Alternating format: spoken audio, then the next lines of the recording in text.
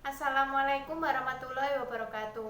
Perkenalkan, nama saya Vina Andriani, NPM 1704010004. Saya dari Prodi PAI semester 6. Hari ini saya akan melaksanakan praktek mengajar, yaitu menggunakan strategi Think, Pair, and Share. Kemudian materi yang akan saya gunakan yaitu materi tentang Al-Quran Hadis dari kelas 11 semester 1. Baik, mari kita mulai pembelajaran pada hari ini. Assalamualaikum warahmatullahi wabarakatuh. Selamat pagi anak-anak. Bagaimana kabarnya? Apakah baik? Alhamdulillah kalau baik. Nah, pada pagi hari ini kita akan belajar mengenai hidup lebih sehat dengan makanan yang halal dan baik. Sebelum kita mulai pembelajaran pada hari ini, marilah kita berdoa bersama-sama. Ya, ketua kelas silahkan memimpin untuk berdoa. Berdoa dimulai.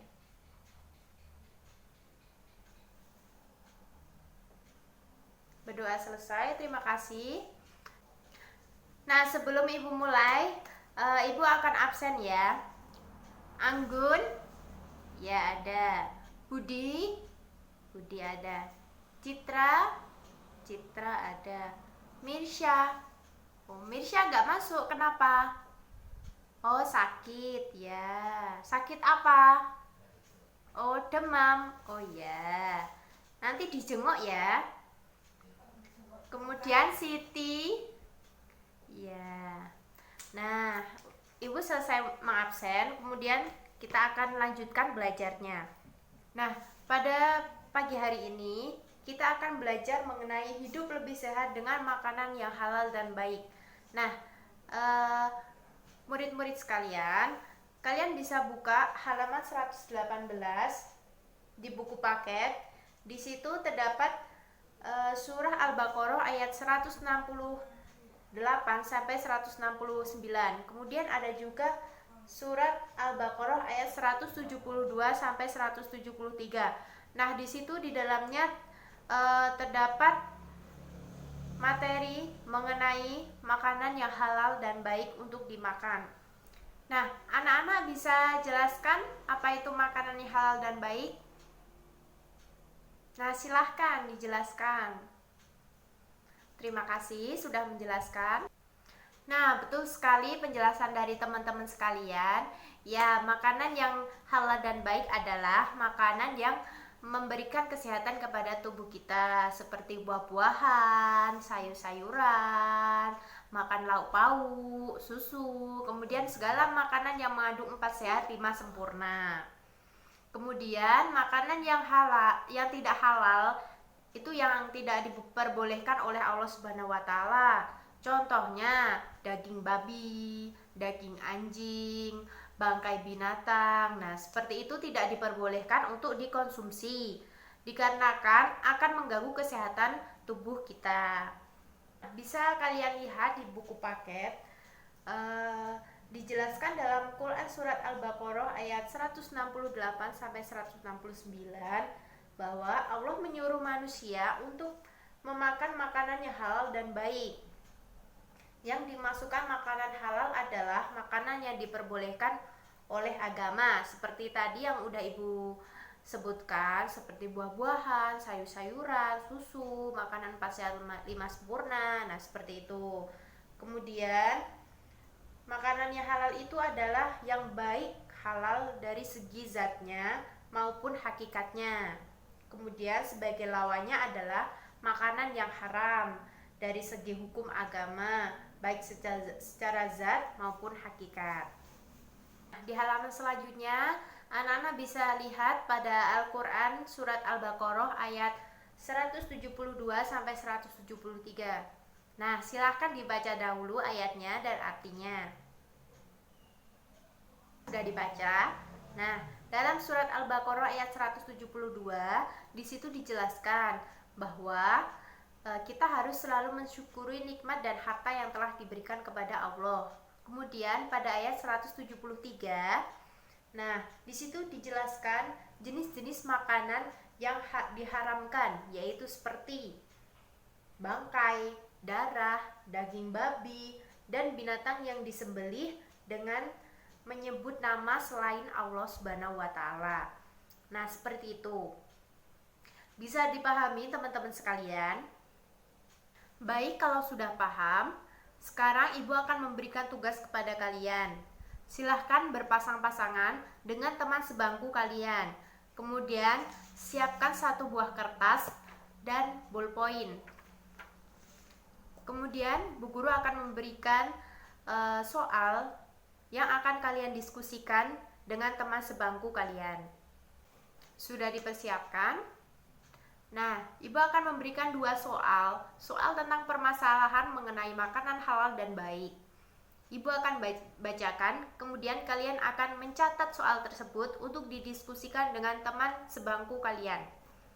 Yang pertama yaitu razia makanan yang dilakukan gabungan beberapa dinas, unsur kepolisian dan Satpol PP di Purwokerto, Jawa Tengah menemukan daging babi dalam kemasan dijual bercampur dengan daging kemasan halal. Daging babi itu dijual bersama dengan daging sapi dan ikan. Sudah? Ibu ulangi sekali lagi.